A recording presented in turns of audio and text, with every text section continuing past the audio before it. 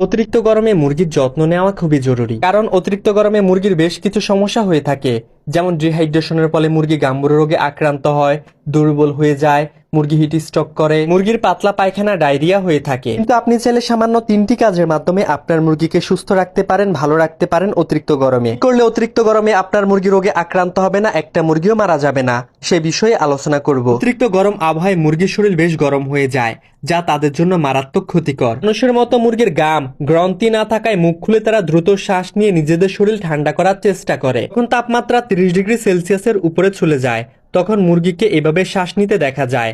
যখন তাপমাত্রা 40 ডিগ্রি সেলসিয়াসের কাছাকাছি পৌঁছে যায়, তখন মুরগির শ্বাস প্রশ্বাস আরো দ্রুত হয়ে যায়। সময় মুরগি অনেক তাপের চাপে থাকে, যার ফলে মুরগির ডায়রিয়া হয়ে যায়।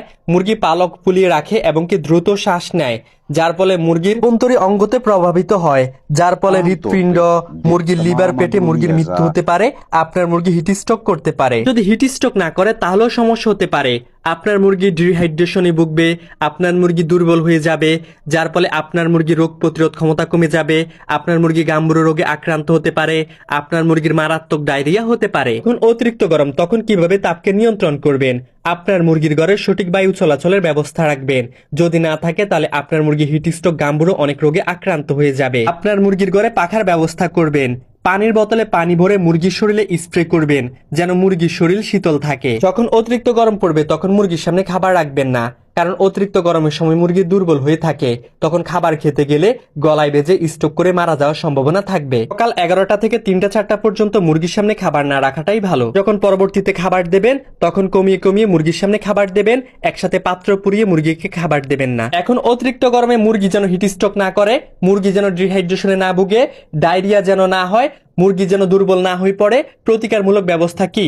অবশ্যই যেই কাজটা আপনাকে করতে হবে, প্রথম দায়িত্ব মুরগিকে তাজা তাজা পানি দিতে হবে। তাজা তাজা পানি দিলে আপনার মুরগি অনেক বেশি পানি খাবে, আপনার মুরগি হিট স্ট্রোক করার সম্ভাবনা কম থাকবে। শুধু পানি দিলে হবে না, পানির সাথে মিক্স করতে পারেন মাল্টিভিটামিন, ইলেক্ট্রোলাইট, ভিটামিন সি, এগুলো ব্যবহার করবেন।